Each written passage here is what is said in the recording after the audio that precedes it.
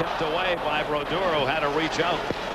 Good face-off win by Yzerman that time. Back come the Devils. McLean in, McLean shot, scores! The Devils tie it up with the odd man rush. John McLean held it as long as you can. Took the shot, trickled by Vernon. 1-1. Well, we talked about the odd man rushes that the Devils have been able to generate. That's the only thing really that's going to hurt the Detroit Red Wings, because they have played so splendidly defensively. But that ended up to be a 3-on-1 because of the turnover by the Red Wings. And John McLean had a couple of choices. First of all, Scott Niedermayer, who jumped up on the play and made it happen, then stayed over as the decoy. Yeah, tough to see from that angle if Bob Rouse, number 3 for the Red Wings, got a piece of it. But John McLean looked for the pass, and then he said, I'm going to have to let it go. That looked like it hit Bob Rouse. Back problems are prevalent in the game. Face-off one again. The Coffey sends it in, tipped away by Brodeur, who had to reach out. Good face-off win by Yzerman that time. Back come the Devils. McLean in, McLean shot, scores! The Devils tie it up with the odd man rush. John McLean held it as long as you can. Took the shot, trickled by Vernon. 1-1. Well, we talked about the odd. All right, so Brandon from the warning take is here with us. He's gonna be joining me in just a second while he goes and takes care of his hydration issues, which I have hydration issues, but his are from playing hockey. I injured myself too much where hockey is not part of my playing hockey is not part of my my life anymore, unfortunately. But if I could, I would go back to coaching, like Pee-wee. I'm thinking about doing it. I'm also a referee. I think maybe I would have to get reinstated as a... I don't know. I don't even know how that stuff works. But what we're going to do with Brandon is we're going to ask him his opinion on certain Devils players, certain situations. Also, Evander Kane. It looks like the Devils are in a little thing with Evander Kane right now. So maybe they'll get him. I love the idea of Evander Kane. So we're going to see what Brandon thinks. I don't know if he knows about it. Obviously, I've been recording this, so I didn't really know about it either.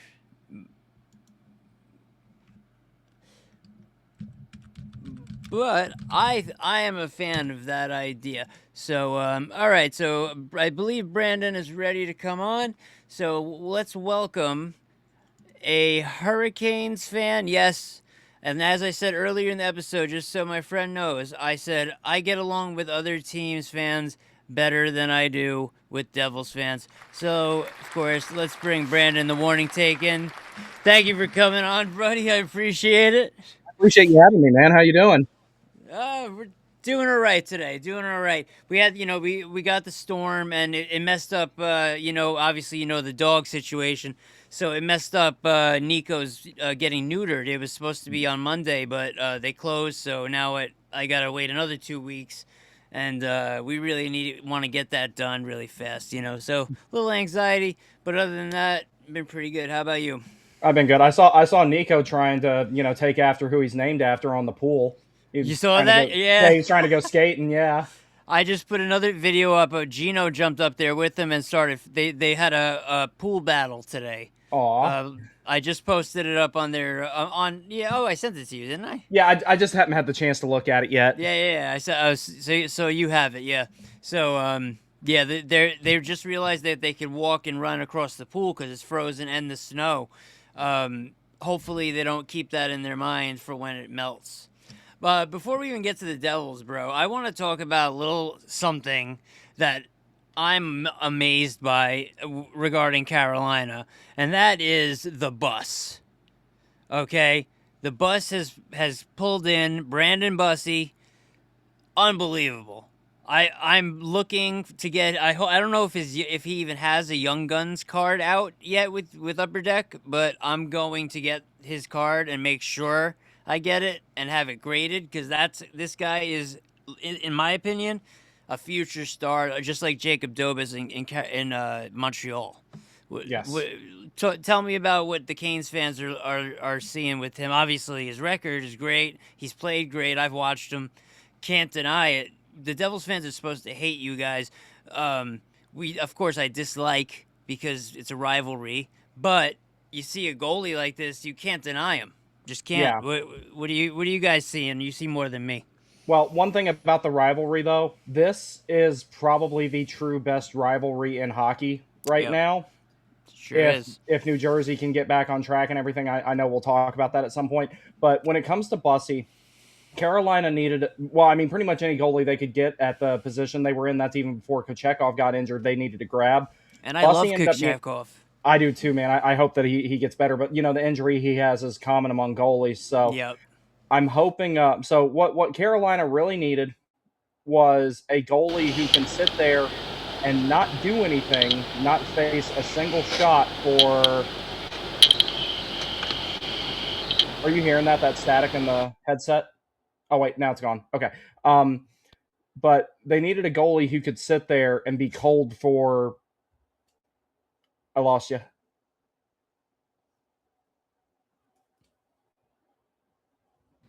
I was muted. I accidentally knocked my microphone cable out. Okay. Yeah, because I heard on. some static. But so they needed a goalie who could sit there and not see rubber for that 4 or 5, sometimes even longer, 4 or 5 minutes, where Right. Carolina just sits there and sustains the offensive zone for a long time. And you which needed usually goalies kind of get a little complacent at that point, and then a 2-on-1 comes the other way, and boom, goal. Yeah, That's and with the way Carolina. How it Go ahead. happens with the Devils. Go on. I'm sorry. Yeah, no, you're good, buddy. But so that's kind of the problem with Carolina is that they'll sustain the offensive zone for minutes at a time, and then when they finally do give up a chance, they're really good at the man-on-man defense, boxing them out, keeping them on the perimeter. When a team does get a quality chance, they work for it, so it's a high danger one. So that's why Bussy's leading the league in high danger save percentage right now. He's got one of the best expected goals saved above expected in the league for the amount of minutes that he's played. And that's exactly what they needed. I think another thing that kind of throws teams off is he's one of only 4 full right goalies in the league because there's 2 in Washington, Yaro Askarov, and him. Right. So, like, this was kind of like a miracle type of situation. And at this point, the only discussion being had about Bussy right now, like, he's going to get signed.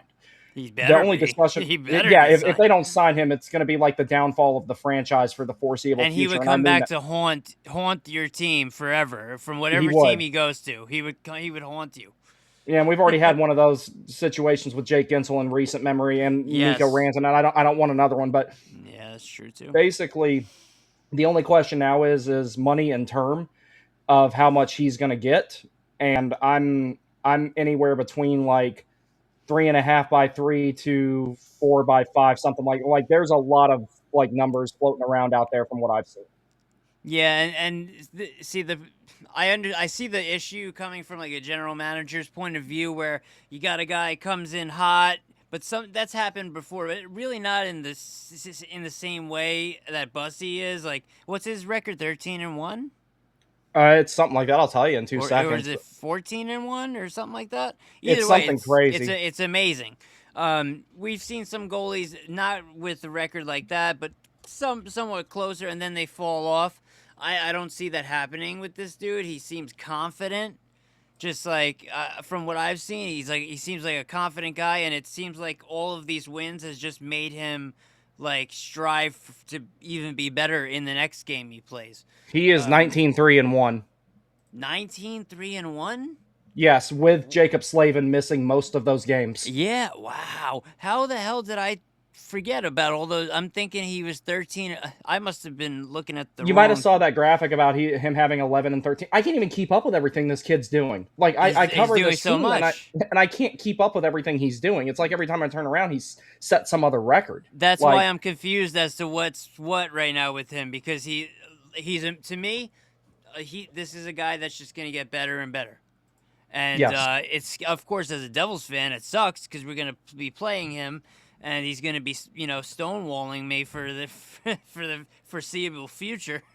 But you know what? When I see a good player, goalie, whatever position, I love it. I don't care what team he's on. Like when I see a good player that's fun to watch, especially a goalie, actually, because goalies are rare to they're rare. It's rare to find a goalie that you want to sit there and watch him play, like out of the whole game, you want to watch the goalie.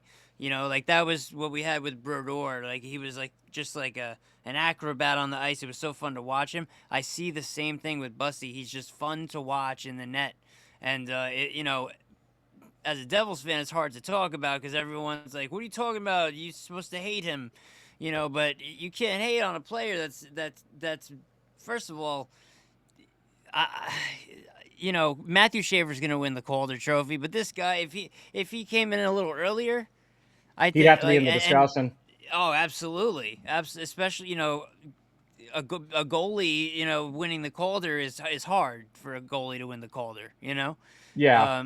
I think Matthew Schaefer's probably got it on lock. But I think he does too. He just came in there and just swooped it away from Demidov for sure.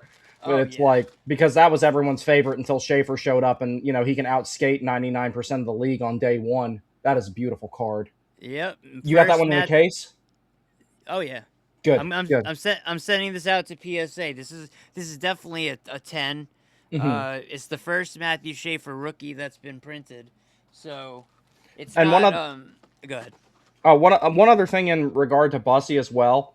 He was undrafted.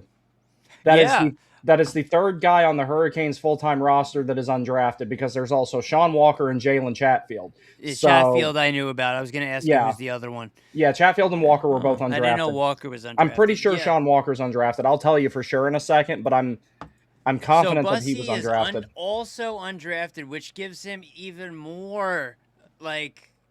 Walker was also undrafted. That's cool as hell. Yeah. That I was just talking last night, because last night was John McClain Ring of Honor night for the Devils, and the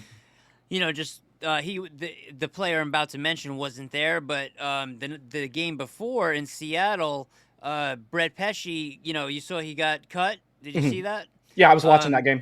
It reminded me of a long time ago, John Madden. In the 2003 finals, got cut just like that, and he got stitched up, and he was right back out there. So that's why I posted up on X. I said, unless he has a concussion, he'll be right back out. Even after it was so actually, it's kind of gross, but when you watch that video of Pesce, he's like, his head is down, and right when he lifts his head, his why am I losing his visor? Whatever the fuck it is, you see the blood drip down the front of the visor, and it's just like kind of.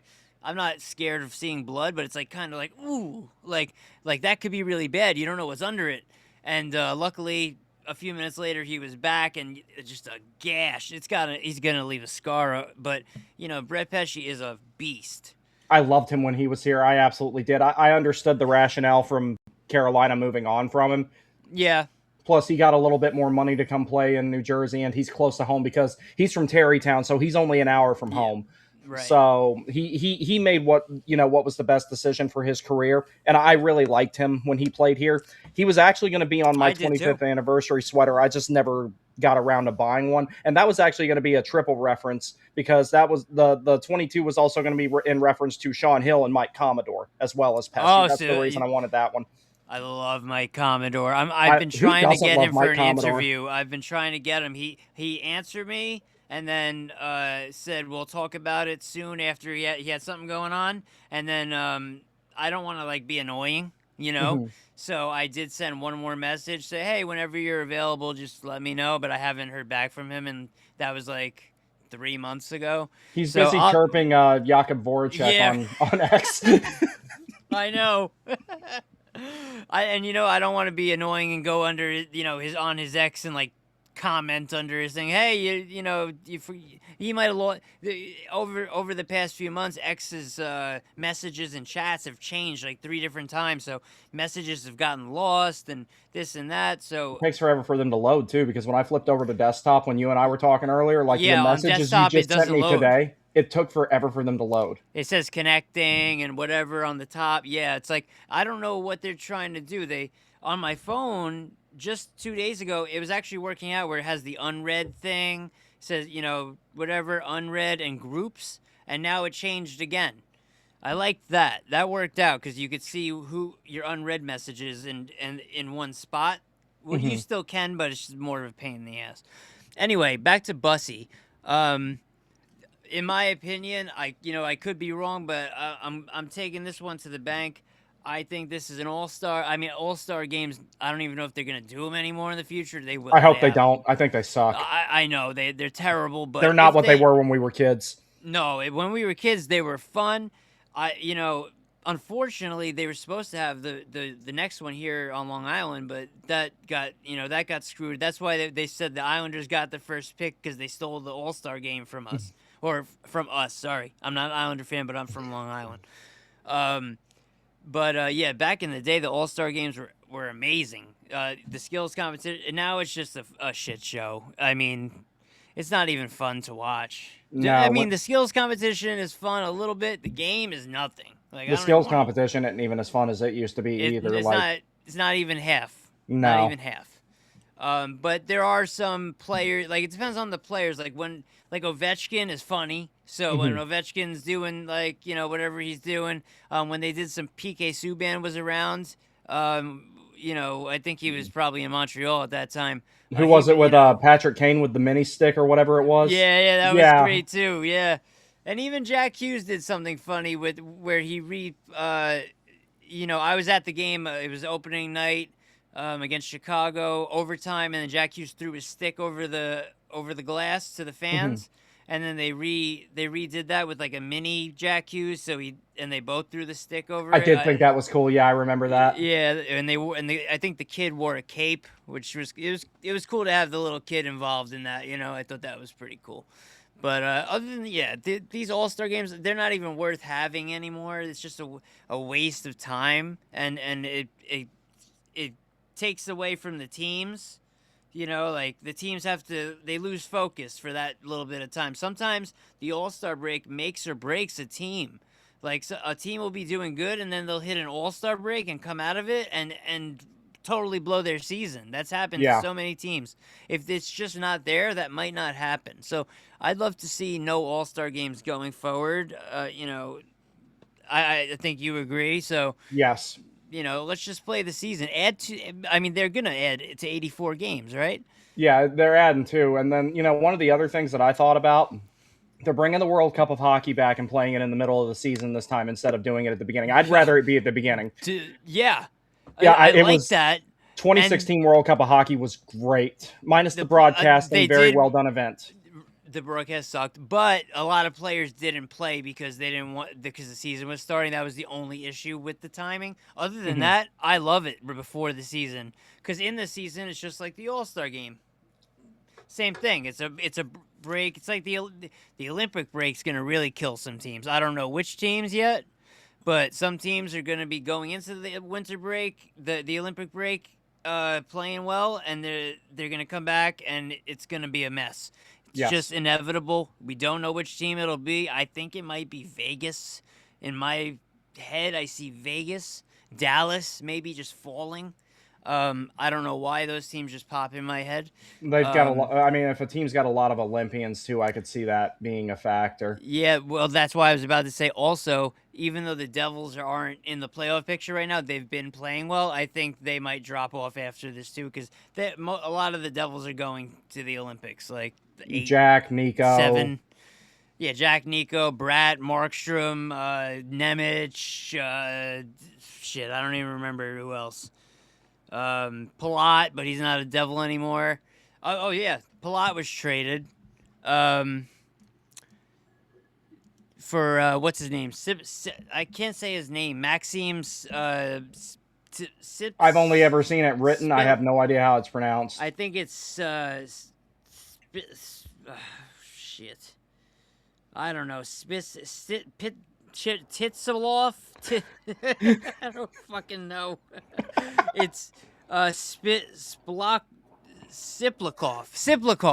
Siplikov sounds right, because like I said, I've only ever seen it written. I can't remember the last time I heard it pronounced. Right, exactly. And last night I wasn't sure when they were saying it during the game if they were saying it right. So because the Devils recently have had issues saying names correctly on their broadcast, so you never know. But you know what the Devils had to really, first of all, Fitzgerald has he has a boner for the Islanders. He just makes trades with the Islanders nonstop, and I hate it. And they had to trick him by throwing in two third-round picks on top of Palat to get rid of Palat's contract, which I think is funny, you know. But the Islanders might benefit from Andre Palat, to be fair. The Islanders are a good team. Palat is not a bad player off the puck, you know. That's why he was playing top line, you know, with Jack Hughes and Bratt. Because he's good. He's good off the puck, away from the puck. He plays very well. A lot of people don't see that. You know, if you're at the games, you see a lot more of him. You know, it's hard to notice stuff like that on a broadcast because the camera is so focused on the active play around the puck. Yeah.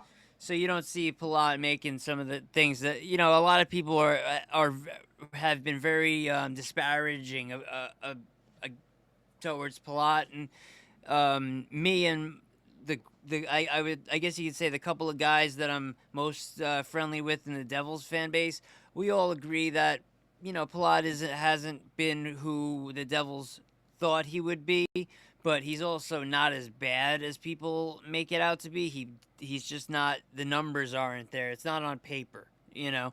So, and that happens. It happens with players, you know.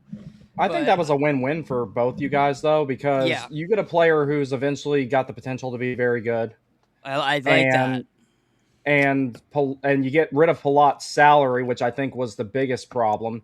The Islanders get someone they can use now, and they got some draft capital back. So, I mean, that's about as balanced of a trade as you're going to get in that type of situation. So I think both sides ultimately benefited from it. I know I made the meme last night about he ain't do nothing but step back, but like at the end of the day, still though, not wrong. You know, but it's like at the same time though, it's kind of the same situation with Carolina and Kotkaniemi. I like, everyone knows how fond I am of that player and how I think he's been kind of done wrong. I am waiting on something like that to happen with Carolina that gets him out of town, because I'm ready for that saga to be over. And then, you know, I'd like him to come to New Jersey if he leaves.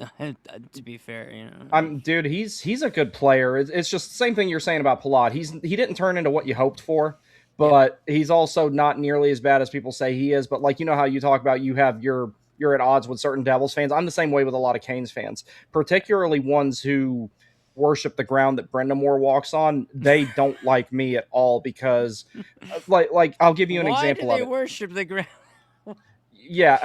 They can't separate Rod the player from Rod the coach in a lot of cases. And I'm grateful for everything that Rod has done as a coach. I really am, because without him, the Hurricanes might be in Quebec City or Houston. I'm not going to pretend otherwise.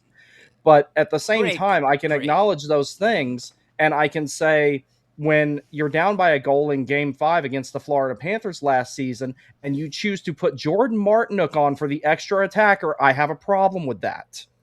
Yeah, I didn't know that happened. I don't even remember that. But I made a post about that, and I caught some heat, but at the same time, a bunch of people were in there like, why did he do that? And I'm like, I don't know. I mean, if I put my hand on my head like this, that means I'm like dumbfounded. Like, that happened?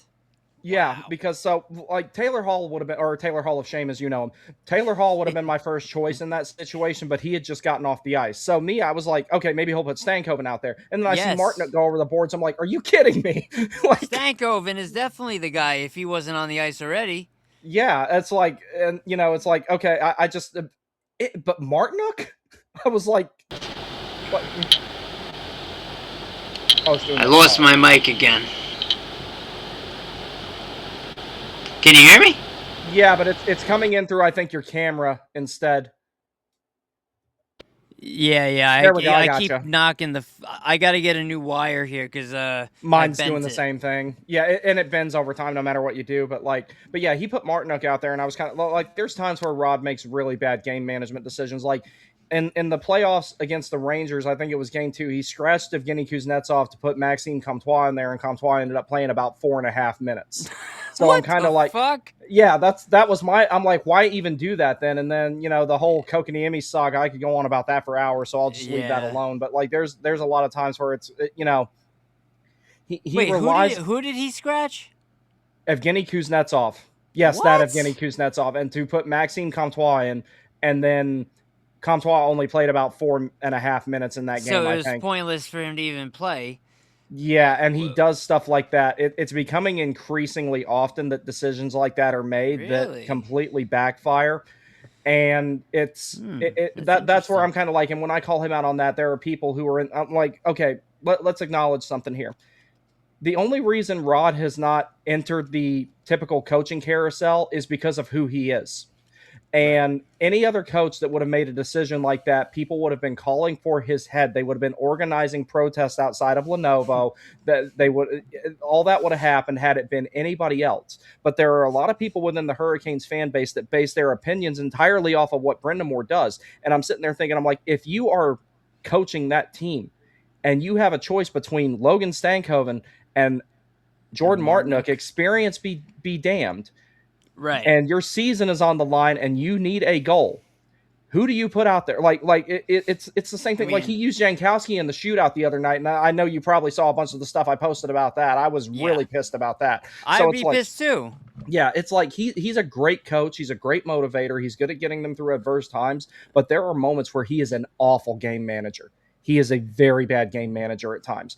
And people don't want to acknowledge that because of who he is. And the state-sponsored media, as I like to call it, constantly takes up for him. I know you deal with similar stuff with New Jersey because you recommended the idea of actually, I'm glad that we segued into this. During the offseason, I remember you and I talking about this. I said, Frankie, chill out, buddy. During the offseason, I remember saying that the Devils are one trade away from rounding out their depth. If you had sold high on Luke when he was an RFA, you wouldn't have the problems you're having this season. You and I talked about this, and you were of the same mindset that, like, sell high on him while the league thinks he's better than what he is. And they signed him.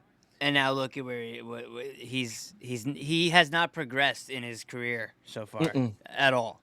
And then, like, the mistakes he's making, like in the puck management in the defensive zone, like, button hooking right in front of his own net. You can get away with that when you're playing at lower levels of hockey because you're so much better than everyone else. You get to the NHL, that doesn't fly anymore. You can't do that against fourth liners in the NHL. He scored like 9 goals against the Devils this year, and I think he has. He has more goals than I thought. I think he has 5 goals, but I honestly thought he only had 1 goal for the Devils that went in against the opposing team. But he definitely has scored like 7 to 9 goals. Not directly like the ones like against Carolina and but he's put the puck in the Devils. I put a post up and it was very popular. I didn't really get much pushback saying Luke Hughes has scored more goals against the Devils than against the opposing teams. You're not wrong though. It's like there's it's a fact. Proof of that. Yeah, and I also once. And you don't want anyone to be injured.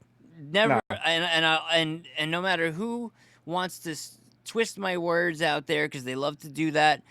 I'm not saying that I want Luke Hughes to be injured at all. I do not want that. But the second he got injured, and then the games following, you could see the team tighten up when Jack Hughes didn't have Luke Hughes in his peripheral. So he knows in his head Luke Hughes is not here. So I don't have to look for him. And once that was away, everything looked better right away. It's like it was almost like night and day to me, at least, where it's like Jack Hughes is out there. He's all of a sudden you could almost see him not turning his head to look backwards to see where his brother is. And that's what I've wanted. And Simon Nemec is a much better guy to play. First of all, Luke Hughes was taking the power play one, the first power play unit. Hamilton, that was having a bad season. Healthy scratch, 8-game point streak, scored last game, doing great. Thank God Luke Hughes got hurt. We need Hamilton. Thank God they didn't trade him. But Simon Nemec is the guy. He's a second overall pick. He's been slowly coming into the league. He wasn't just tossed in. Like Luke Hughes came into the league by playing in the second to last game of the season as his first game. I was there, it was Hamilton bobblehead night. That was 2023, right? Yes. And then they threw him in the playoffs, and he got obliterated against Carolina, because I remember that, because when they said they were putting him in, I'm like, I just got a lot more confident about this series. He didn't play every game, but they put him in game 3, if I remember correctly, is when they put him in. I'm like, okay.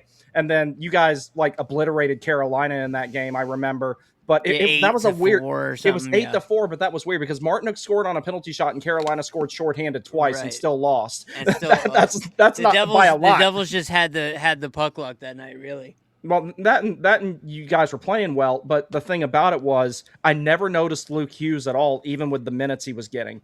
And then the next game, Carolina kind of figured him out.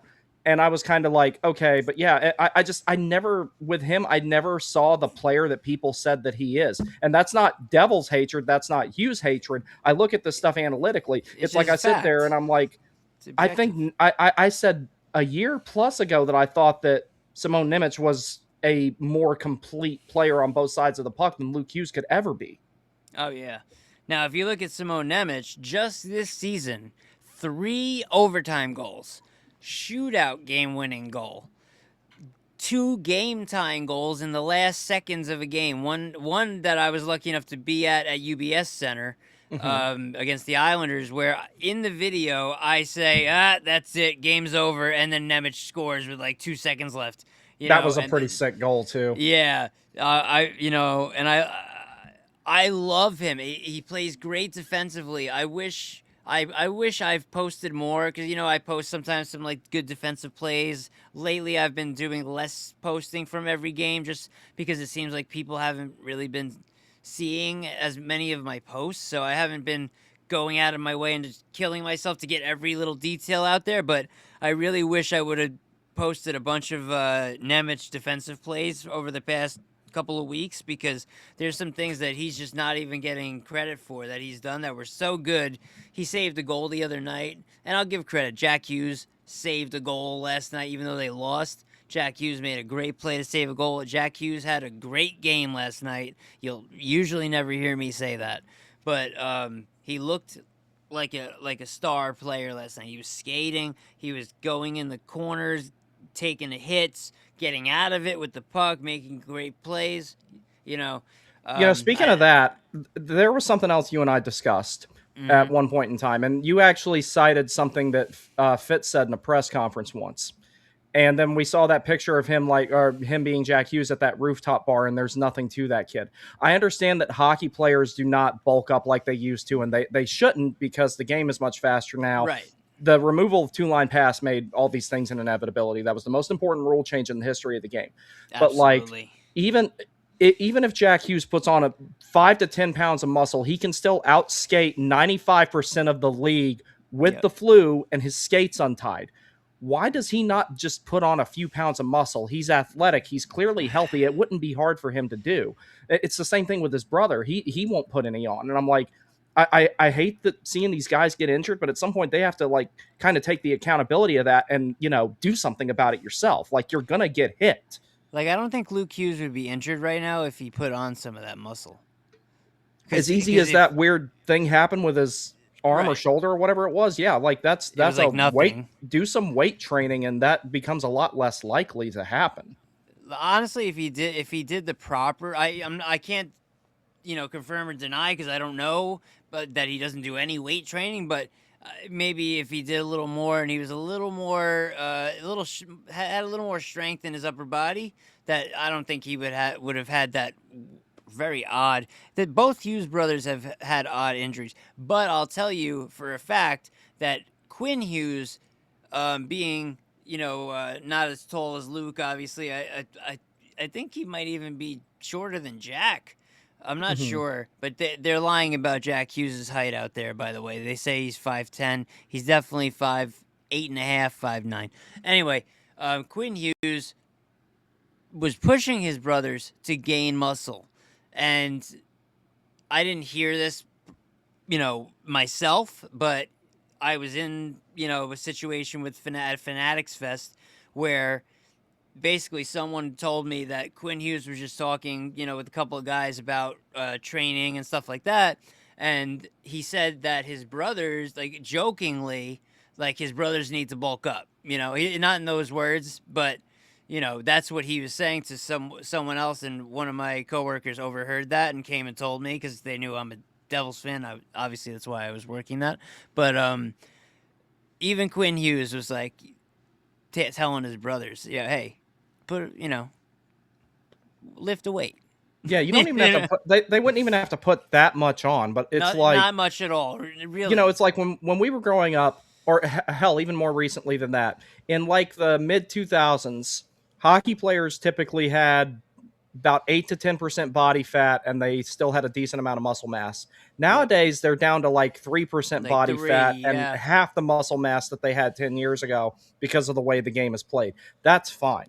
But like, speed, it's like, it's like with me, I'm older now. So like and I want to play until I'm, an old man. I want to play as long as I can. For every 1 hour I'm on the ice, I do 4 in the gym now.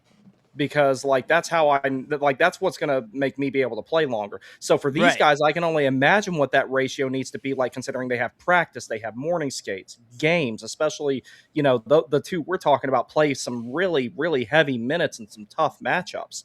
Like there has to be some sort of like they've got to put some muscle on, otherwise they're going to, that was one of the things I was worried about with Aho early on, because he was a stick figure, and now he's got he's still lean, but he's got enough on him to keep him from getting hurt, hopefully. And that's all they need. Nico Hischier did that. Nico Hischier was just like the Hughes brothers. He was made of glass. We called him Captain Glass. But this year, he hasn't gotten injured. Why? Over the summer, he put on a few pounds. You could tell his arms are bigger. Just he actually, there was a picture of him like topless the other day. So obviously, all the, who they're posting it and drooling or whatever. So I saw that picture. It was Gritsuk and you could tell he's got more muscle than he did a year ago. It's a fact. And he hasn't been injured all season. Like the Devils have an issue where they call it the core 4. I don't know why Timo Meier is part of the core 4. But the real core of the Devils is Jesper Bratt, number 1. He was the first out of any of these players to be drafted by the Devils, and the first one to score a goal. Because his first game was the first game that Nico Hischier played also, but he was drafted a year earlier, so he's got a longer tenure. So then you got Nico Hischier, sure. Jack Hughes, sure. But then Timo Meier, why is he part of the core 4? He's useless. He's supposed to come in. The Devils had Tyler Toffoli. They should have kept Tyler Toffoli. I agree. They would have no problems right now if Tyler Toffoli was in the top 6 playing his wing spot. He'd be scoring goals just like he was. He was playing amazing with the Devils, and they were like, it looked, they weren't going to the playoffs or whatever it was that, and they traded him. And he seems to be having fun where he is. But I think if he would have stayed, if they would have just kept him around, that the Devils could have really moved forward. I agree. Gave Timo Meier this contract that luckily his no movement clause ends after next season, and Jesper Bratt, they both got contracts the same day, and Jesper Bratt being the number 1 to me, deserved, and because he's not, all these guys are first round picks, and Jesper Bratt's a 6th round, 162nd overall pick, playing with all first overall players and first round players, right? So to me, he deserved the better contract, considering until this season, because he's having a down season, he's never had one before. He's always been better. Every season he's gotten better. Jesper Bratt is an anomaly. And for them to give Meier more money than him pissed me off. But they gave Bratt the no movement clause for his whole contract, or starting after like the 3rd season. Myers ends after next season, so they can get rid of him at that point. He is a useless. He goes on a streak. He has like 12 or 13 goals, and he scored most of them in like a 3-week span. And that's not helpful. You need consistency over the course of a season like that and everything. So it's like here's one thing that I would hope that the Devils would consider for their own good. You can still kind of sell high on Luke and bring back a top 6 forward, round out your bottom 6, and go and not expend another asset on your blue line because it's really good. Because that 6, even without Luke Hughes, would be better, honestly. And then instantly the Devils go back to being a threat to the rest of the league if they make that one trade. But the thing I'm forced to wonder is, are they afraid to do that because of how unpopular it would be with the fan base, of which the one...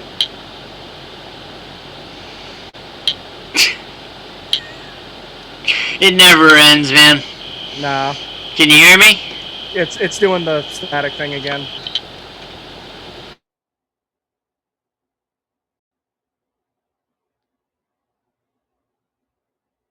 And I'm back. Okay. No, it's still doing it. You don't hear me? I hear you. It's just through the camera mic. Motherfucker. All right, let me pause. Okay, I had to pause because my microphone is going crazy, but we're back. And we'll go back to, if we remember exactly what we were talking about. I think Brandon remembers. Yeah, so basically what I was saying was, it's like, and a lot of teams in the league have this dynamic where there's been this bubble of a fan base built on the liking of certain players for things that are not related to hockey. And let's face it, Luke is one of those guys. Yeah. Are they afraid of trading him because they're afraid of the backlash they would get from people who might commit actual literal violence? And that's not hyperbole at this point. No, it is not. We're getting into a situation like, okay, Jake DeBrusk, he has a restraining order against somebody, does he not? If I remember correctly. Yes. We're getting into that territory now where the modern gladiator effect plus guys who are really young are attracting these very strange fans. And now they have to worry about these types of things. And that's not even a joke. Like, we're in that territory. Over the last decade, mental illness has gone rampant. Mhm. And a big part of it, people don't talk about it that much, especially outside of our circles of people, but they don't talk about the obsession with young male hockey players. What you will hear about is that hockey is like, what's the word that they use? It's a misogynist sport, or the hockey, how do they frame it? Toxically masculine and all Toxic, this other the hockey, whatever is toxic, the hockey, just the world of culture. hockey culture. Yeah. Yeah. I don't know. I don't even know how to frame these stupid sentences, so I can't even think of them in my head because they just don't even make sense. Well, it's all weird rephrased newspeak stuff anyway, because it's like, I it's sit a here and circle of shit. I see these accounts say this type of stuff, right? Yet they have a picture of one of these NHL players on their profile. 2/3 of the things they post are about whichever particular one or series of players that they are absolutely obsessed with. Literally. Like, quite literally, again, not Yes. hyperbole. And they're kind of in that territory. So it's like, every time that, like, Carolina looks at trading for somebody, I hope they're older and at least a little bit ugly. And like, not from San Jose. and not from San Jose. It's like, people are like, well, you would love to have Macklin Celebrini on your team, right? And I'm like, yes, if he has some plastic surgery to look older and facial hair implants. And that's for his own safety. If he grows a beard, that would kill. People would probably themselves. Oh no, they wouldn't be able to handle that, because but it's like, this has become such a problem now. Now it will not last forever. This is a bubble. This is going to burst. Eventually they're going to find something else to be. But it's like, here's the funny thing. I heard the term boy aquarium for the first time a few months ago. Back in I want to say it was November I heard it. And I was like, what was it referring to? Going to hockey games. That's what these people are calling going to hockey, because it's like, oh, they're like boys inside of a bunch of glass that you can just watch them swim around. And I'm like, what the fuck? But the thing that annoys me about it, if any of us went to a PWHL game and called it a girl aquarium or a broad aquarium, and if I even said one of the signs, players was hot, we wouldn't leave alive. That's it. Like, God forbid I say, I think Amanda Kessel is an attractive woman. I wouldn't leave the building alive. I don't know if she's still playing or not, but I just remember her being a good-looking woman. Yeah, absolutely. I don't know what happened to her brother. Plays. But you mean Phil Kessel? Feel the This guy. thrill. Feel the thrill right here. Yeah. And, it just annoyed me. People made fun of him for his weight. I'm like, you realize he can't help that, right? Because of the steroids? Like, Yeah, I that mean, he how had to stupid take. can you be? Yeah, it's like that. And, it's like, so. Also, he was great, no matter his weight. Yes, he was. Played, The guy had one of the best excellent. shots I've ever seen. But, like, I was just saying the Devils should bring him back earlier in the season. I said the Devils should bring him back to play this year. They could use him. yeah. But it's like, but if we said anything like that, we would be admonished and basically banned from society. So it's ironically, though, that the Sirens, the New York team with the worst fucking logo I've ever seen, by the way, the Sirens game in New York against whoever they played, some stupid other name team, they did a moment of silence for the idiot who was trying to stop the ICE agents and got himself shot, and it didn't go well for them. I don't know if you saw that, but I saw. PWHL game. A couple of people were screaming "fuck ICE" or this, but for the most part, the whole crowd was like, "Nah, we don't want to hear this shit." So no, actually, like, keep that out of sports. Like, yeah, and most it's like, people in the arena were against it. I was like, "Wow."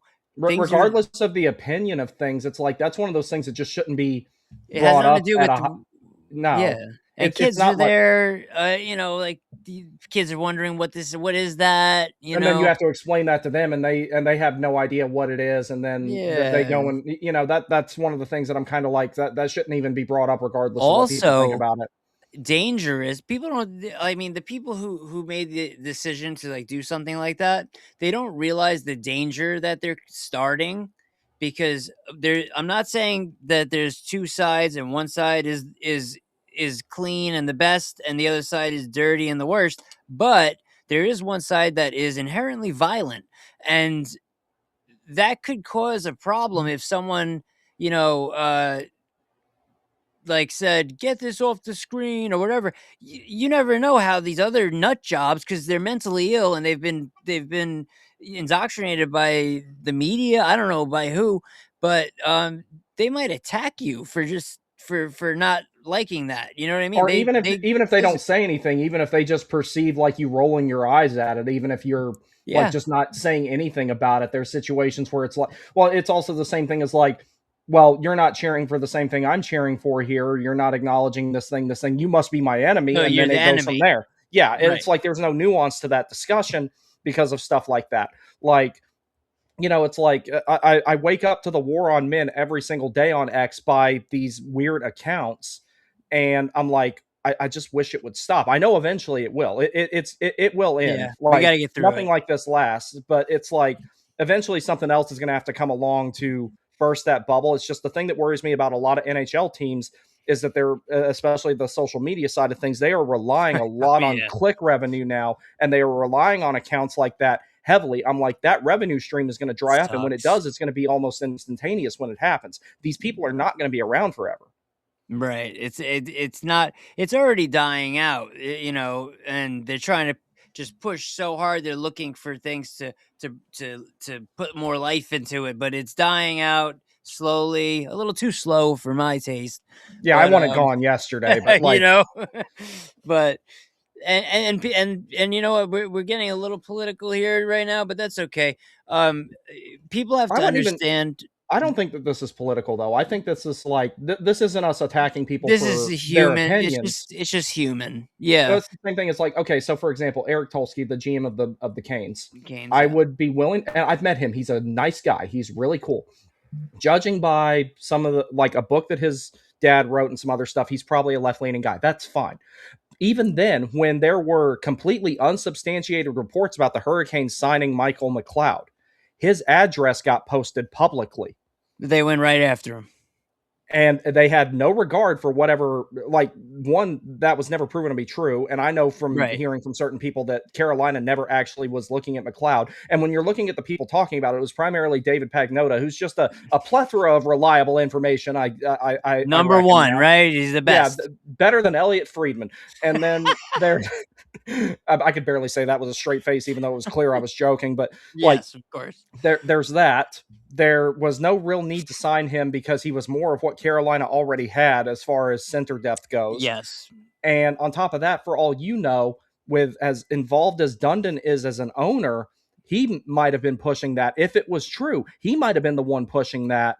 And Tulsky might have been the only guy saying we shouldn't do this because of X, Y, and Z. So you're literally like blue on bluing someone who might be on your side, and you just don't know. You don't all even for this for right. what? Clicks, virtue signal, like that's Virtue a problem signaling, regardless of what you believe. That's an issue because you're putting this guy and his family, or even if they don't live at that address, whoever might live there, who might I was be gonna completely say, he innocent. must have kids or something. You know, He does. It's like you're putting yeah. him and his family or somebody at risk for something that you can't even confirm to be true. And I know for They a don't care if fact, it's true. They don't no, care. if it's they true. don't. It's all self-fulfillment and paper dragon slaying to them. So it's Right. like, yeah, so it's like that's not a political issue, that's a humanity issue, because there's a bunch of people who follow me who don't agree with me politically, even though I don't put my stuff out there about what I believe and everything. You and I have talked about that offline and all that. Right. Of But course. it's like And I have try the same, yeah. I try to stay away from stuff like that. I do my best to, and these people do their absolute best to make everything about issues like that, no matter how much And you it's try so to hard avoid to it. stay away. Yeah, It's so hard to not make a comment sometimes. It's like I can't block and mute these people fast enough. I block and mute at least 10 accounts a week at a minimum. That's a See, slow week I for me. don't do any blocking. I do mute some people, and I only mute people if I've been kind of trolling them. Like if they start with me, I'll troll them for like 10 messages where I'm not even paying attention to what they're reading. I'll just write something to their response and I without even reading, and then I'll mute them so they just keep talking to me without me seeing it. I think that's funny, but I don't give the people the pleasure, because if you look at some of these people, their accounts in their bio, they're proud of people blocking them. So I'm not gonna give anyone the pleasure of me blocking them. A So lot of they times can I just say, don't say anything. I just do it. Like if they start posting all that weird stuff, I don't even acknowledge them. And it's just because like yeah, I mean I'm getting into territory where you know, and you understand this as well because you're already there. I'm getting into territory where what I'm doing can be a revenue generating business. I'm starting to bring other people into it now. right. Like so like I have to do my best to avoid things like that and you know just keep it about the team. I know I joke about, you know, deporting Jankowski and Martinuk to China and whatever. I don't actually want Yeah, that to I happen, mean but that's a joke. it's a joke. And then but we live in we live in times where people think that I actually want them to get deported. I don't actually want to send Martinuk to Fallujah. It's a joke. I mean, if you believe that, you need therapy. Yeah, I mean, straight a up. lot. Like it's like we've talked about this type of stuff so much. It's just like, yo, we're not actually hating on anybody. We're having fun. It's like this is modern day outlets for tribalism. We don't actually want anything Yeah, bad to happen to any of these people. On the inverse of that, the people we are talking about sit there and they change their opinion on neck guards based on who got hit with a skate blade most recently. If Tony exactly. D'Angelo gets hit in the face with a skate blade, they're like, Oh, they're happy. yeah, They'll love they're it. like, oh, that's fine. But you know, it's like Macklin Celebrini gets one little cut underneath his eye, and they're like cages, fish bowls, and net guards for everybody immediately. And I'm like, Yeah, do you want the game to be more unsafe? Go ahead, put everybody in cages and fish bowls. Put Tom right. Wilson, Jacob Truba, and people like that out there with no repercussions whatsoever. Great idea. That's just great. Nobody They will end don't up even paralyzed. realize. They don't even No, realize how stupid that sounds. Like no, that like that. You're making the game more dangerous. There's a because they've reason never why worn equipment. Probably that's probably why. they've never played. It's like the safest games I ever played, and there were pickup games that I used to play in on Fort Bragg back when I visited home frequently. Out there, and this was back when I wore a visor. Not a half the guys out there were wearing nothing, and then the rest of us were wearing visors. Not a single high stick, no bullshit after the whistle. Everybody was just out there having fun. If you do that at the NHL level, and you see it a lot in collegiate hockey, if you do that at the NHL level, the amount of injuries will increase tenfold. Oh yeah. There's no mutually assured destruction at that point. The gladiator effect will be in full effect and Yep. everything will be worse. Yep. And if you could easily explain this to someone, but they don't want to hear it. No. That's the other issue. But I wanted to, before I forget, regarding my X account, Mm-hmm. like as you know, I'll like for instance, the Devils will post something, the New Jersey Devils account, and I'll go I'll read it and I'll see the comments under it, and I'll notice like half the people who made comments have me blocked because you could see that they blocked you just because everything you can't like repost their stuff and stuff like that or like it. And I don't know who these people are. And I'm wondering, well, not wondering because I know that other people have told them that I'm a right wing radical or something like that. Yeah. There's first of all, there's no proof of that. It may be true. I'm not going to tell you, but there's no proof of that.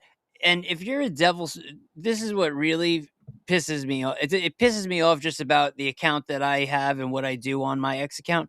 If you're a Devils fan and you come to my account, it's like the perfect, in my opinion. I'm not saying I'm perfect or anything's perfect, but I'm just using the word perfect. It's like the perfect account for a Devils fan to see things in order of the games. If you want to go and see the goals, the plays, longer replays of certain things that happened.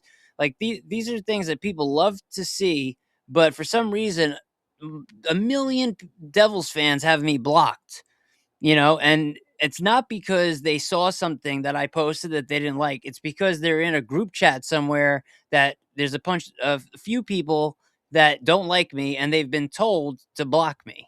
Yes. I was basically put on a list to block. There was like a hockey, account block list at one point I was on because I have infiltrated these group chats. I have friends, people, you know, Oh, the people stuff you don't. showed me was juicy. Like, Yeah, I mean, there's a you've seen reason I some never stuff. shared any of it, though, obviously, because like it's disgusting. A lot of it is like legitimately just gross. But it's kind of the same thing, though. It's like I deal with a lot of the same stuff. Like, and it's like one of the most infamous Devils accounts, and you know which one I'm talking about. Will block people, then unblock them long enough to quote something they said, and then Yes. reblock them again. And you know exactly which one I'm referring to. Yeah, yeah. So And it's it, that one claims that I've seen posts from that account claiming that other accounts that I've never seen before are me. what the Like he's claiming that like this account is me. Maybe like that account might have retweeted one of my posts. A lot of people retweet my posts because I'm putting up the goals and stuff. So That makes sense. Yeah.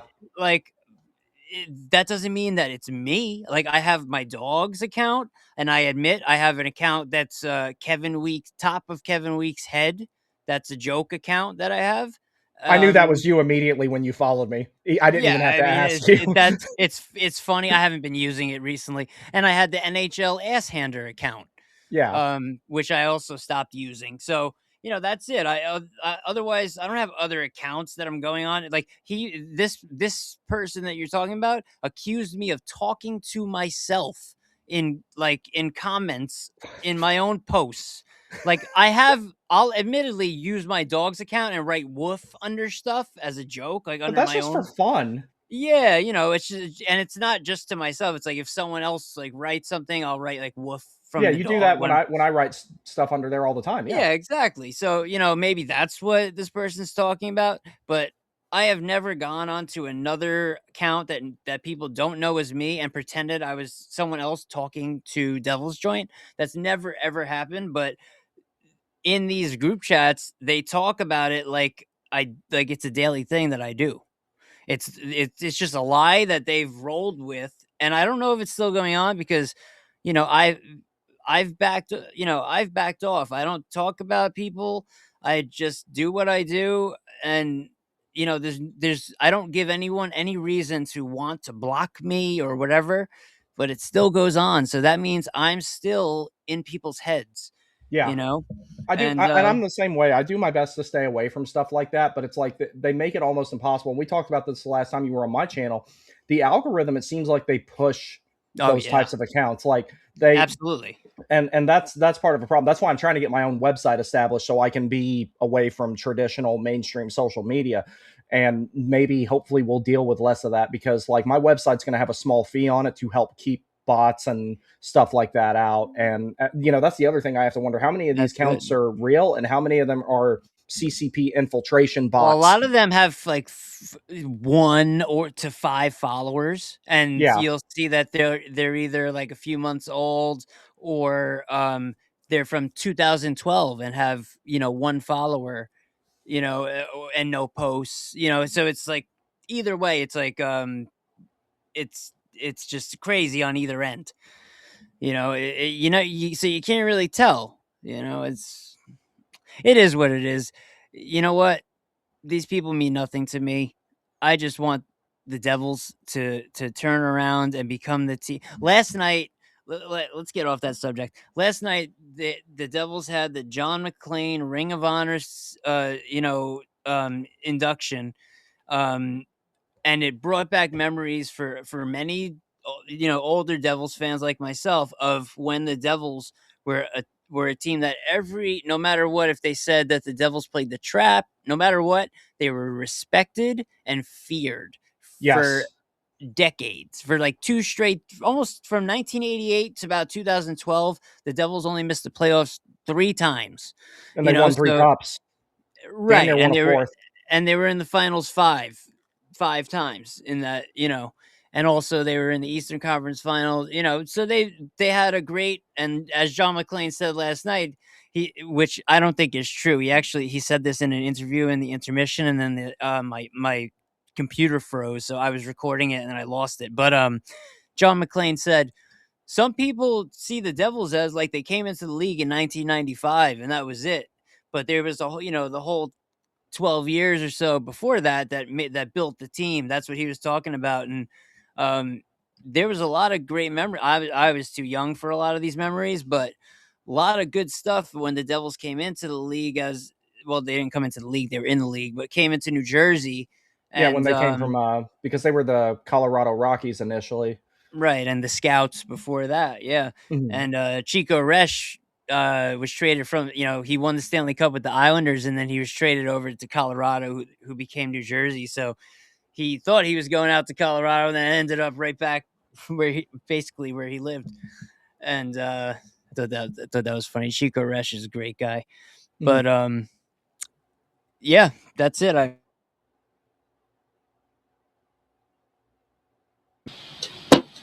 I hope the Devils. The audio did it again. To no one. Okay, yeah. Where were we So, at? so this is.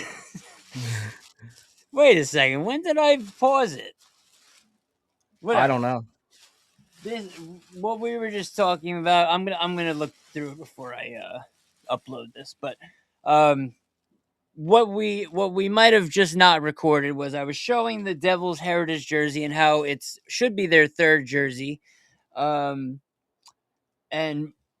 if say what you said about the helmet. About the helmet. I think that like with a matte green helmet, those would look remarkable. Amazing. And what I was saying was that the Devils are on their jersey bye jersey tour, but they never did.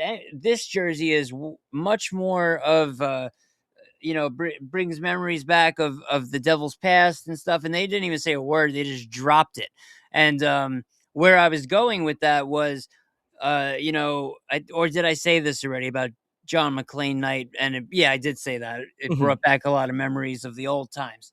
But how could the Devils go to the black jersey looks better in the basketball version, like the basketball jersey I have. It looks cool like that. The jersey's got too many stripes on it, but like I said, it did grow on fans, and the font has become funny. I like the font. Yeah, so The font with the like, red outline looks good. It pops. yeah, and like one thing we did, Brick City Hockey Apparel, a friend of mine, I told him, I said, "Hey, make a glass, and then I'll get the font and put Cody, the name Cody, and we'll make a Cody glass." So now he's Oh, I selling saw that. that. That looks cool. Yeah, but I told him, I said, you got to drop the black background, just make it Cody, like clear on the glass, so he's going to put that out too. So anyone, brickcityhockeyapparel.com, use the code joint for 20% off, by the way. And unless he shut that down, I don't think he has. You could use the code joint. If you want to get that Cody glass, I believe the clear Cody glass will be coming out shortly. He did post it and say inspired by Devil's Joint, which I appreciate. He didn't have to do that. I told him, yeah, I'll send whatever I send him that he could use. Doesn't need to give me credit. I sent him a bunch of stuff.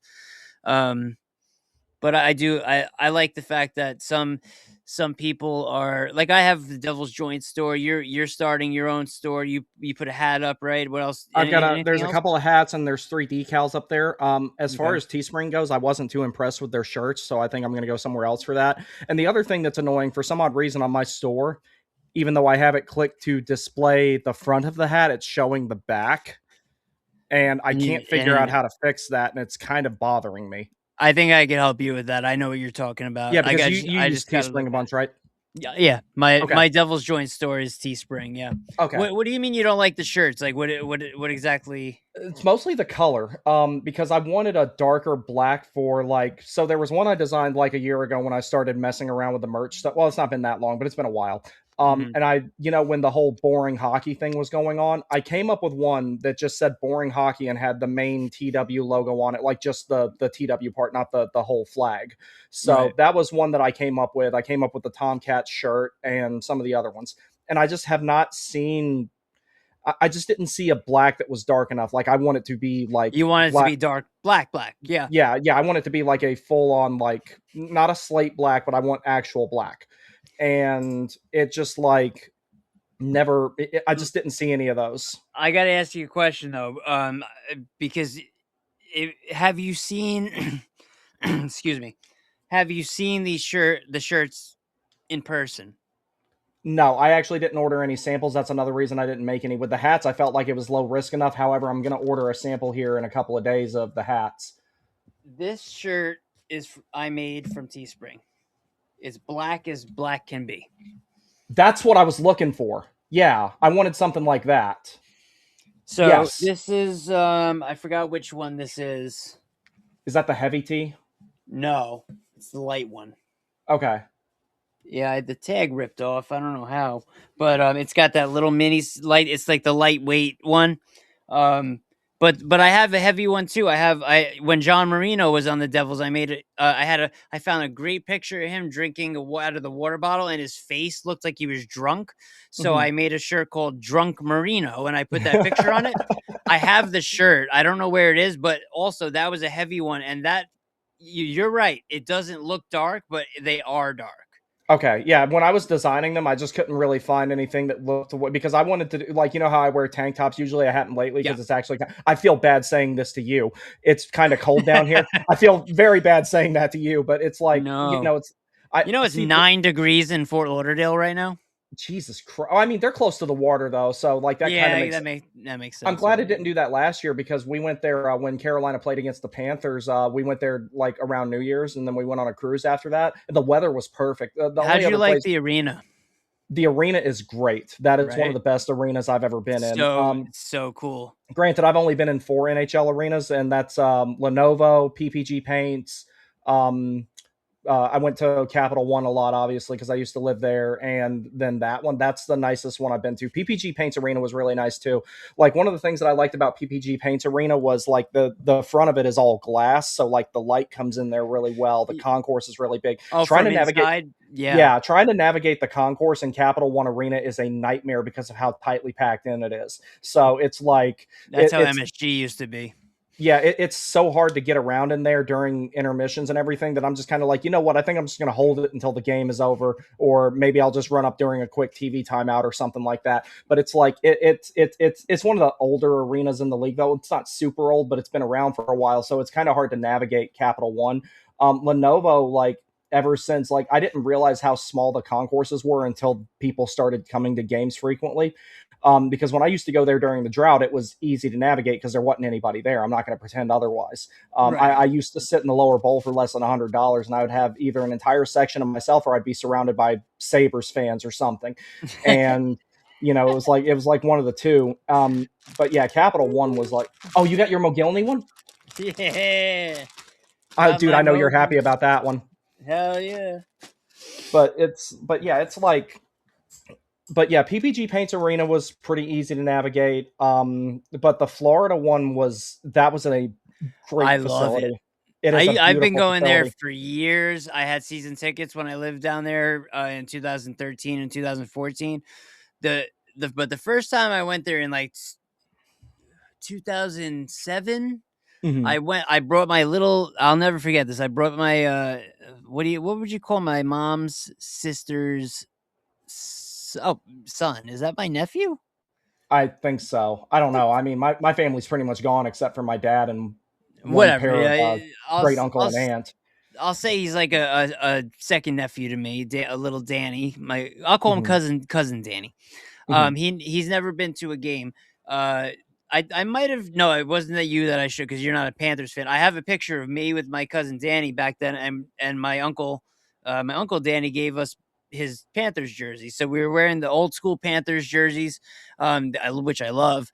And I brought him to a game against Ottawa, and it, up there it said shots on goal, SOG. And I remember my nephew, cousin, whatever, Danny, he was 7 maybe, and he goes, Joey, what's SOG? And I just can never forget that, because I laughed so hard because he read the word SOG. Yeah. I'll never forget that. But when I went to that arena that night, I just couldn't imagine it. This was 2006, because the Devils arena wasn't open yet. I walking around, they had hot chicks with selling cigars, dancers, like Playboy centerfold dancers at every corner of the arena, like in the seating, like, you could watch them dance during the game. Like, it might sound misogynistic, but it was fun. And they were having fun. They weren't, so they didn't have a gun to their head just for those people. They were having fun. These were professional dancers. They were beautiful women. People loved it. Now you go and there's some guys there throwing some t-shirts, some guys in t-shirts throwing t-shirts. But yeah, great arena.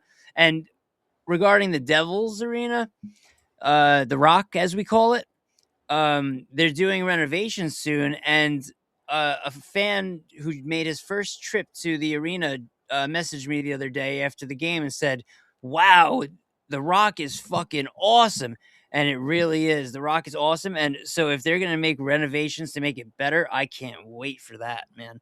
But I've been to a lot of arenas, but I've never been to a home Carolina or Washington game, which I would love to make trips to both of those arenas. Well, let me know when you come to Carolina, because I'll make sure that I'm at that game. Because I only live 3.5 hours from there if I leave at the right time, so it's not too bad. I actually thought about going tomorrow, but considering the weather, I'm like, I'll wait. And then also last time I was there, I went for my birthday on the 1st, and they've scored 5 goals and still lost. So I'm like, maybe I shouldn't go in there for a little while, and maybe that was my fault. Yeah, you feel like it's your fault, right? That's how I feel.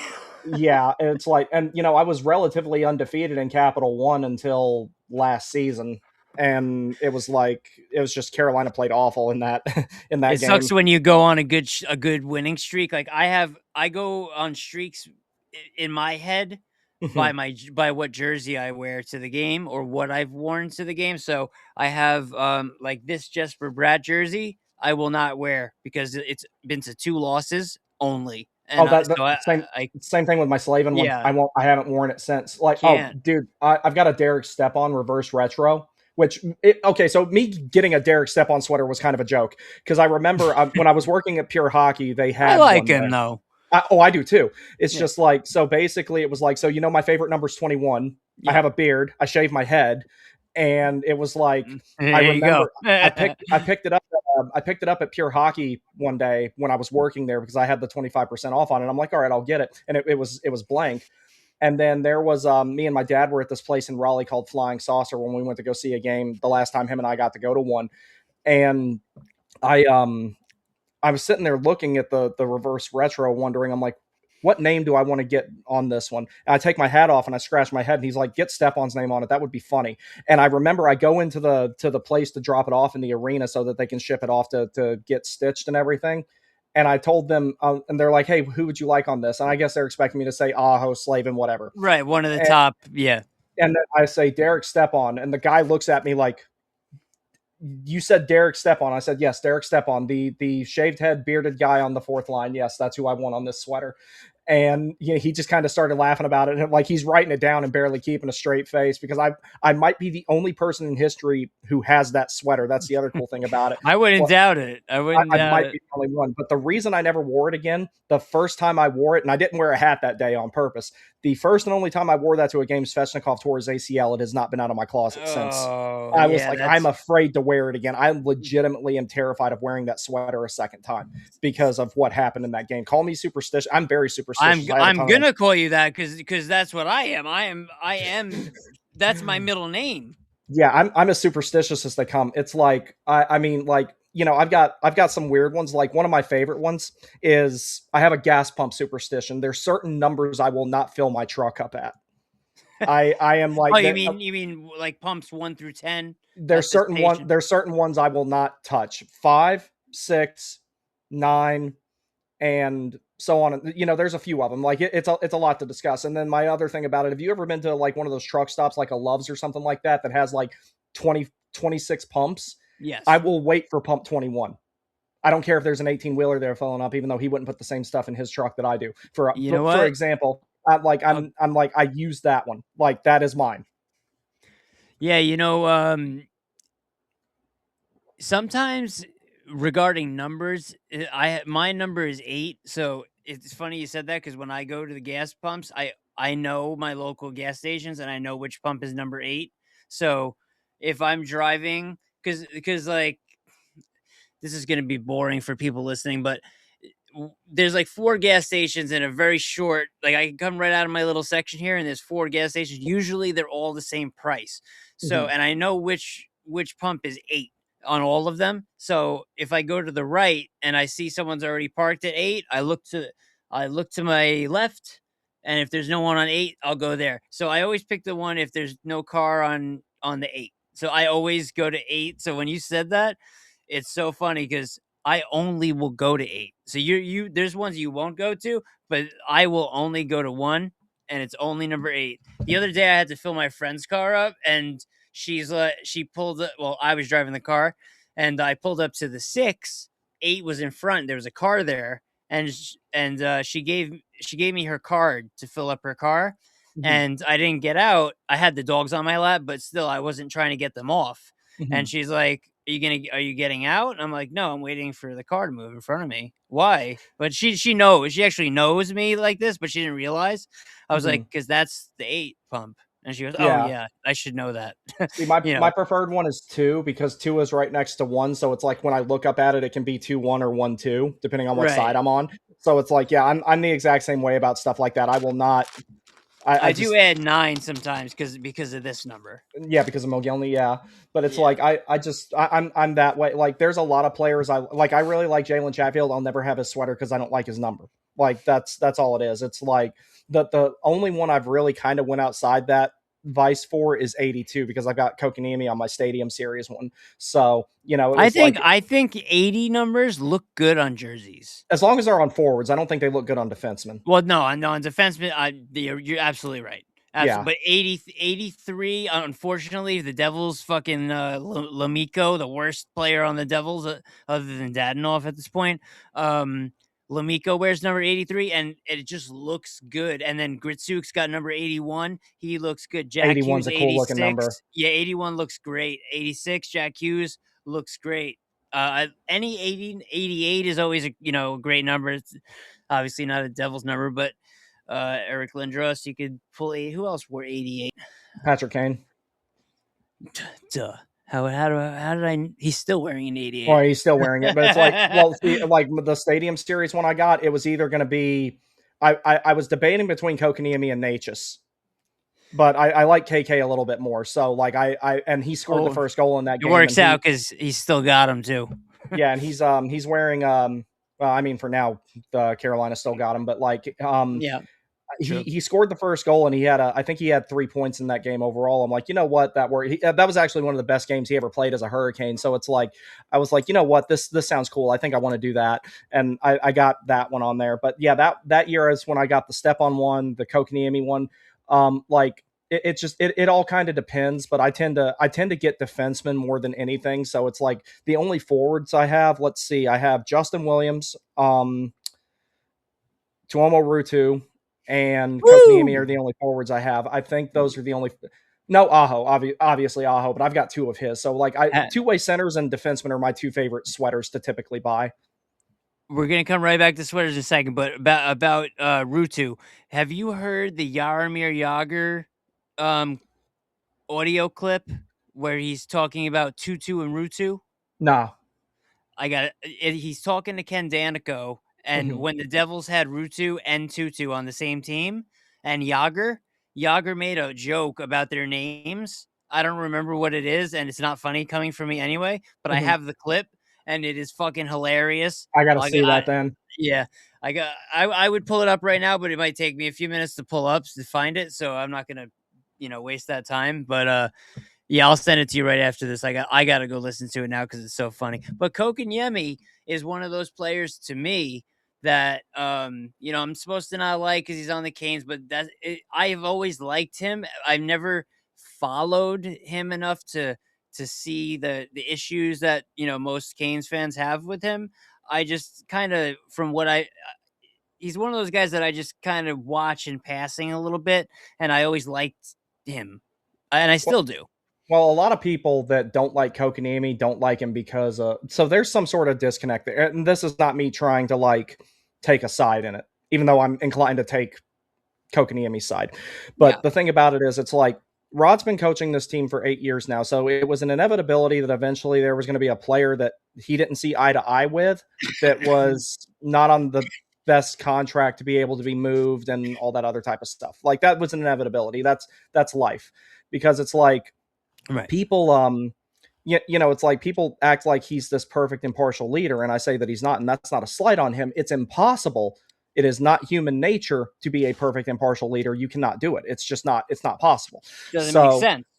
So that aside, it's like with that case, a lot of people don't like Kokaniemi because there's a wide perception that Rod doesn't like him, i.e. a lot of the times that he's been held out of the lineup. Now, I personally think that Kokaniemi has been given the short end of the stick on a lot of stuff because Jordan Martinook has played the worst hockey I've seen him play for the last 2 months. I think he's playing through something. That's not a That's what I read that from a few people like in the past few days. He's not himself right now. He's got to be playing through an injury or something, but it's like the stuff that Martinook has been doing lately got Kokaniemi minutes reduced, scratched, so on and so forth.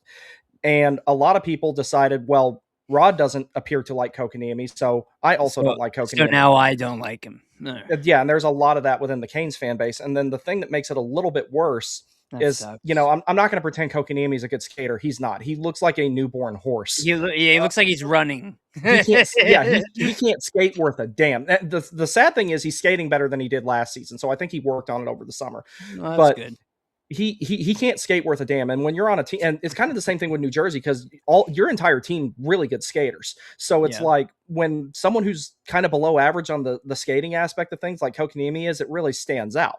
But it's like, the Devils are chock full of good skaters. But it's like the Hurricanes, it's the same thing where everybody's a pretty solid skater on the team. You've got some of the best ones in the league, actually, between Stankoven and Ehlers. Sean Walker's skating is really underrated. And then, Ehlers and Stankoven. Yeah. And it's like, and they had Natchez before, who, a lot of people regard him as the best skater in the National Hockey League. Sometimes he skates too well for his own good, and that's why you cough the puck up in certain situations. I was about to say that. Yeah, so it's like that's the only valid argument I've really heard about Kokaniemi, is that he doesn't skate very well, and I will not argue with that at all.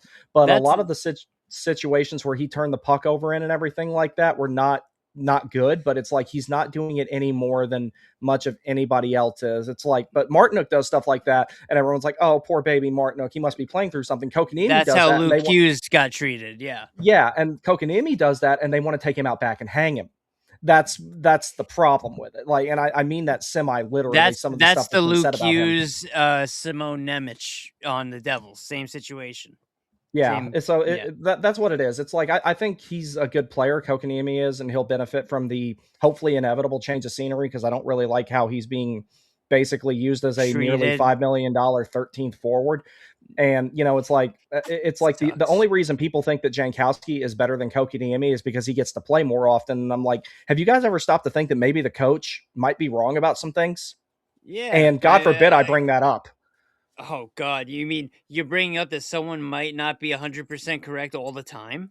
Yeah, and the guy that I God say that about, forbid. yeah, God forbid. It's like the amount of heat I've caught for saying I don't think he makes good decisions sometimes. I like it's like there was one person who even commented and said, "Well, Kokanemi is this and this, and Rod has done nothing but win." I'm like, done nothing but win until the Eastern Conference Finals, regardless of what circumstances that you want to put on him. Because in 22-23, if it wasn't for Bobrovsky, Carolina wins that series Oh easily. yeah, That is the Bobrovsky took that series. Yeah, that's the only reason that series was even close. Otherwise, Carolina probably wins every game by multiple goals. That is and the only. respect to Bobrovsky for I that. I mean, mean, it is, and no discredit to the team in front of Bobrovsky for not wasting his effort, because that we've seen that before, where a goalie plays really well and the team in front of him and the doesn't team do just enough to get it bull done. fucks That him. didn't happen with Florida. Florida, they didn't let his effort go to waste. But the thing about it is, it's kind of like, and then Carolina gets the best team they've ever had in 23-24, and they get absolutely bitched by the Rangers, and I'm supposed to not ask questions? Yeah, I mean, what's that about? You have to ask questions at that point, especially that Rangers team. Yeah. So I'm just kind of like that. They should have walked all over the Rangers in that series, but they Yeah. they went down 3-0, and you're not coming back from that more often than not. There's the That was select few that times was it's happened. after the oh no, it wasn't. I'm sorry. No, it Yeah. was in 23-24. They beat the Islanders in 5, Right, and the then they go Islanders, to right. play the Rangers. They essentially lost every game by 1 goal, sans the game 6, and there was an empty netter involved in that one. But it's like you put Maxime Comtois in the lineup over Evgeny Kuznetsov, and then you have Martin Necas playing with Jordan Stahl and Jordan Martinook. At some point, I'm going to start asking questions, and that's what I've been That was the doing. line, Natchez, Martinook, and Jordan There was Stahl? one point where Necas was playing with Martinook and Stahl. Why? I've been asking myself that. It's like freewheeling type of offensive players like Necas. Rod doesn't seem to care for players like that. And I Okay. have to sit here and wonder, when Svechnikov was younger, when he was having the problems he was having defensively, I have to sit here and wonder, did Rod never scratch him because he liked what he saw for the most part, or was it out of necessity because the team wasn't good enough to where it could remotely consider scratching Svechnikov back then?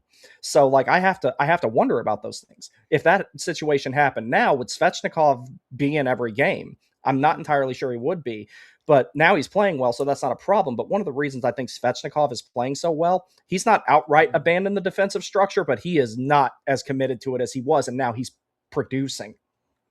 So you're saying Svechnikov isn't playing his defensive role as much as or as good as he used to? Is that what you Oh, no, basically no. I mean? think I think he's doing it better, but I think part of the Better. reason Okay. I think he's doing I it heard better you because backwards. he's not adhering to the system Right. 100%. That's And what I he's want to see in the Devils. That's what I yeah, want to see. and I remember I made this one post that like a bunch of people commented under it, "Why do you want Rod fired?" I'm like, that's not what I said. What I'm saying is that like there were, and this was when Natchez was still on the team. I was like, there are a couple of players out of the 12 forwards you have that are incredibly gifted offensively. I was primarily referencing Natchez and Svechnikov with that. They don't need to operate at the same capacity as Martinook, Stahl, Carrier, Robinson, guys like that. They need to be allowed to take that extra step a little bit early and cheat a little bit for offense. I'm not saying be hanging out at the offensive blue line when the other 4 guys are down there grinding trying to get the Right, puck but out of the defensive zone. take that step though, like Yeah, yeah. it's like you got to generate some stuff, and you have guys that can do it, but you're expecting them to play like, one of the things I talked about in one of the group chats I'm in last night. The Chicago Blackhawks did not value Dave Bolland and Brian Bickle in the same way that they valued Jonathan Toews and Patrick Kane. That's Especially part of Bickle. that's Especially part of the Bickle. reason why they won, is because they utilized that roster like that. But then I know this is the third time I mentioned it, but I get more pissed off about it by the day, even though it's been months. Martinook as the extra attacker, I'm kind of like, all right, I'm starting to have a problem with the way that certain things are done here. I've been Yeah. very gracious about it, but after a while, I'm kind of like, this is kind of indefensible. You know what's really funny? That it seems like the Hurricanes and the Devils have the same problems regarding, it seems like the coaches don't know how to roll their lines properly, or they're not putting together the lines the right way when they need to make a change. Yeah. They're not making that change, or not doing it right, at least for that matter. Do I have that right with Carolina? For the most part, yes. So like here's the thing with Carolina. It's like now part of it's not Rod's fault. The team's not good enough as far as what players they have. They need another center.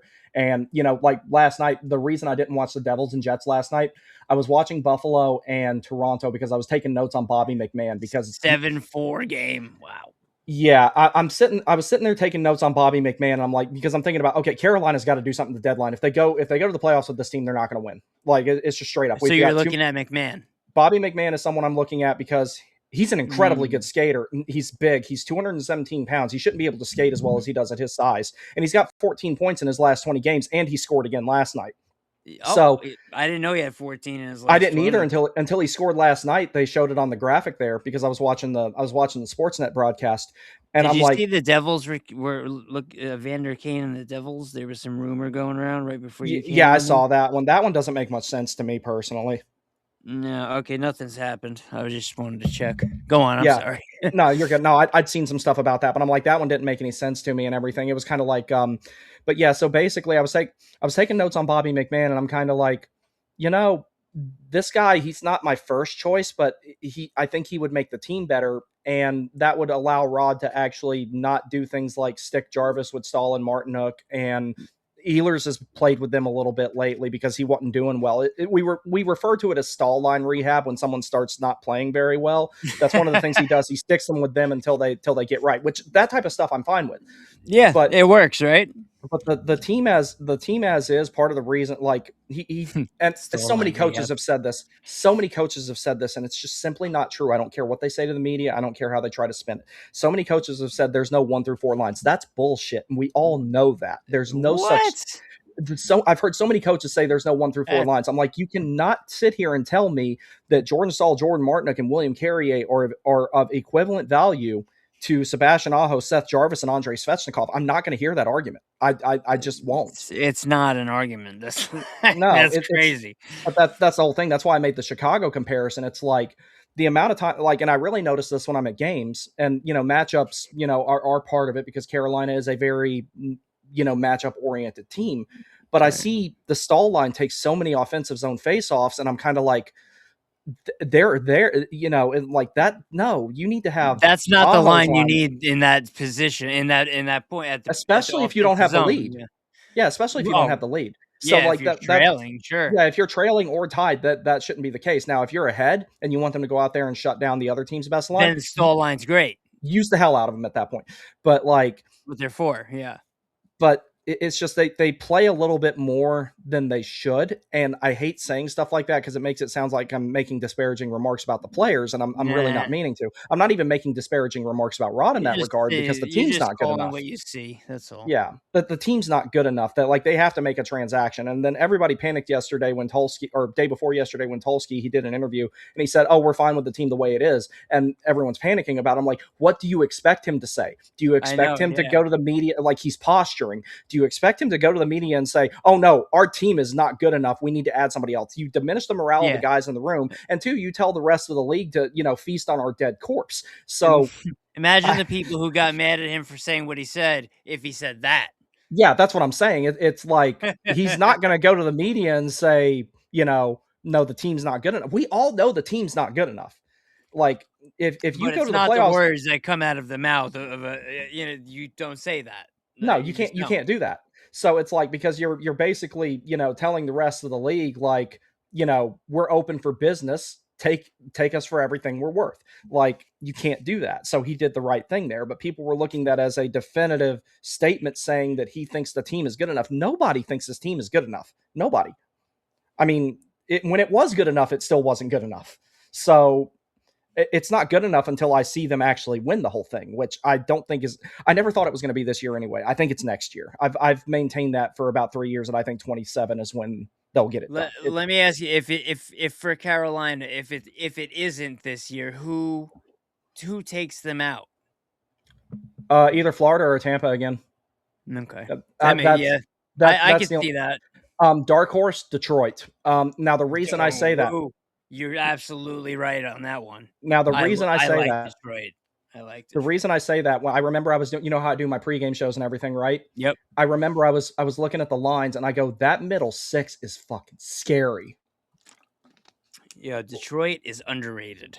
Yeah, so it's like that middle six is scary and their defense is better than it has been in years. So like when I look at that and I go, if Carolina like if that series drags out, Carolina probably wins over the course of 7 games, where depth becomes more of a factor as far as what they do defensively, wearing the other team out and everything like that. You know, But Ben when you give up, Sherratt. Ben Sherratt just got paid too. But it's like Yeah, love him. the whole thing about it is like when I look at a middle six that has Patrick Kane and James Van Riemsdyk and a bunch of very capable and experienced players, if they get a stranglehold in that series, it is over. Now, They're yeah. stacked in that position. Yeah, I mean, they've got a good goalie now. It's like if it drug out, like if Carolina won it if it ends in 5 games, Detroit wins. If it ends in 6 or 7, Carolina wins. Carolina could take that. Yeah. Yeah, that's the dark horse for me is Detroit, because when I look at that middle six, I go, it's not going to be dangerous forever because all those guys are getting up there. But playing against it over and over again, I would be a little bit worried if Carolina didn't win at least one of the first 3 games. I would be terrified at that point, because now over the course of time, you know, Carolina's defense will start to figure them out, wear them out through attrition, a little bit younger, a little bit faster, all that type of stuff. But as it stands, on the other end, they got Mo Sider too. Mo Sider's nasty. But it's like over the course of time, it's like I think Carolina would wear them down and win. But at the outset, I would be pretty worried. Yeah, Detroit could probably come out quick and like you said, like a 4-1 wham. Hell, I think the Islanders could give them a problem in the first round. That team is better than people are giving it credit for. I got bets already on the Islanders for the playoffs. I already have. I think I've they'll already make made them. Not even to make it. I have them to. I make weird ass bets. I already got them to go to game, at least go to the second round. I made a bet that they'll make the second round. I don't know who they're gonna play. I have and all of a sudden, I don't know, maybe it's because I live on Long Island. I just got an Islanders like this feeling about the Islanders, like they might go further than people expect. Like they might do something good. That's why them picking up Palat kind of makes sense for them. It really does. Yeah, they just strengthened the team. That's all they did. And then a change of scenery can do wonders for a guy like Palat. So for any player, the Devils should look at Jordan Kyrou. I know he has a no movement clause, but he, you know, if he looks at the Devils and they add and thinking about adding him, if he looks at it like, if they add me, this is a team that could do something. I think he would go for it. For Kyrou, I think, would be what you were expecting out of Timo Meier. Right, and I'd love to trade him and get him out. Yeah, I think Kyrou would be good for you guys. I don't think he would fit in Carolina because he's just the defensive side of his game's not where Brind'Amour would want it. Yeah. But like I've already banged the drum multiple times on who I want to get from St. Louis. It's not going to happen, but I continue to attempt my pathetic attempt to manifest it. But it's who do you want from St. Louis? I wanted Robert Thomas, and I was ready to give up I was ready to give up almost anybody not named Nikishin or anyone not named Nikishin. I was like, get Thomas here, because that, you know, people are like, how good is he? I'm like, he's a right-handed version of Aho with a more offensive killer instinct. Yo, like I gotta do this because I've never. I gotta just do this.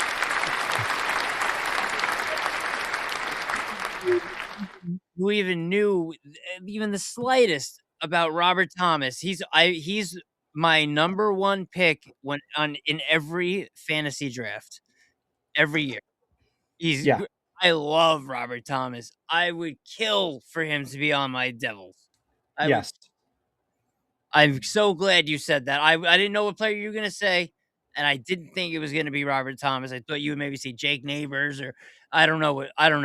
No, and Robert Thomas is like my favorite, like dark horse, not dark horse. He's like my secret favorite player in the league. Yes, I absolutely love Robert Thomas, and it's like, you know, it's like I put a trade proposal together for him the other day, and I outlined the you know, it's like when people make trade proposals online, they typically just throw names on there and be done with it. And it makes no sense, Whereas me, I wrote out why here's why I included Kokiniemi, here's why I included Charlie Serrato, here's why I included Joel Nystrom, here's why I included this pick.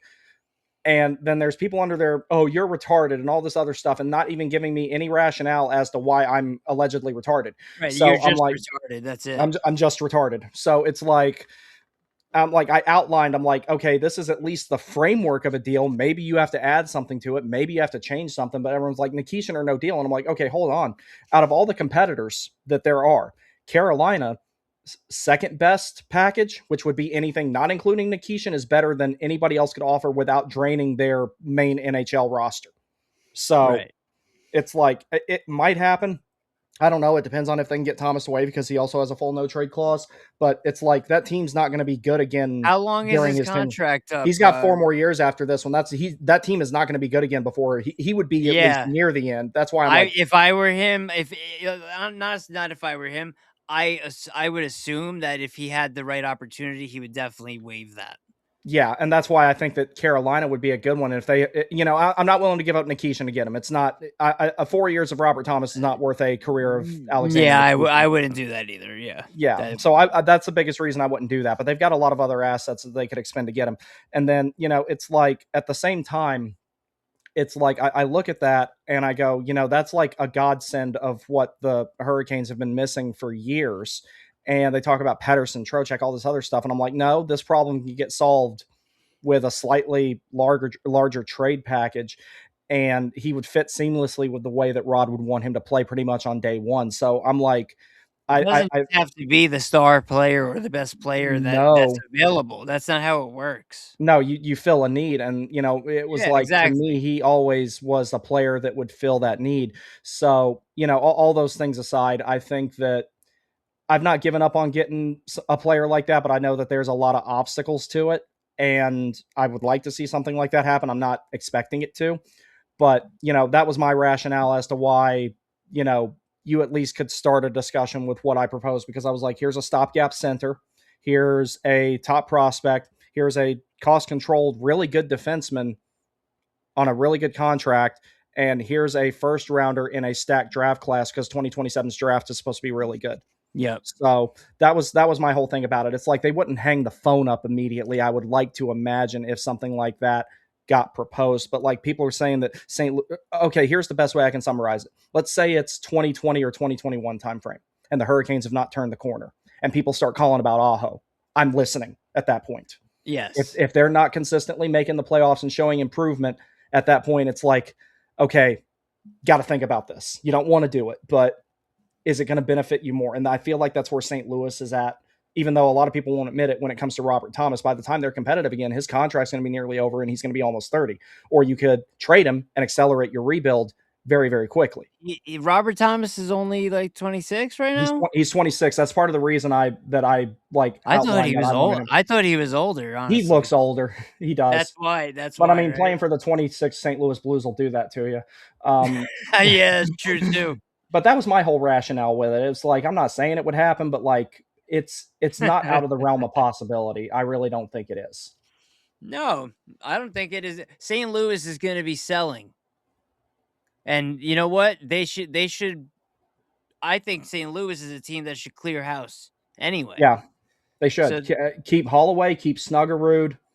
Dude, Jimmy Snuggerud and Dylan Holloway. Nasty. Yeah. I love both of them. I'm actually a huge fan of Dylan Holloway. I liked him. He was with Edmonton first, and that's where I first saw him. And I don't know why, but I've kind of followed him since also. Mm-hmm. I like a couple of the Blues players. I really do. And Robert Thomas is, like I said, my secret favorite player in the league. Yeah. And he's been for a couple of years. 2 years now, yeah. Yeah, no, I absolutely, Robert Thomas is definitely one of my favorite non-Hurricanes, but it's just, I just put a lot of thought into that whole situation about like, does St. Louis benefit from keeping him? I don't think they do. By the time he's young enough, if they were within 2 years of being better, but it's not going to be 2, it's going to be 4 at a minimum. And now if they trade him, you're looking at it being 2 or 3. Right. But a lot of St. Louis fans were like, at me about it. I'm kind of like, hey, bro, I'm just saying, if I were in this position and it were Aho, I'd think about it. I would at least listen. Yeah, sure. But you have to listen because you never know. You never know. I lost track of what I was thinking, but I'm at recording about 2.5 hours, so we're gonna end here. What I'm probably gonna do with this is cut it in half and take our section and post it separately than the beginning, because our whole thing is great and should be separate from what I Yes, did before you I came agree. on. So I'm gonna do that. So yeah, thanks for coming on, man. I Thank you for appreciate having me it. on. I appreciate it.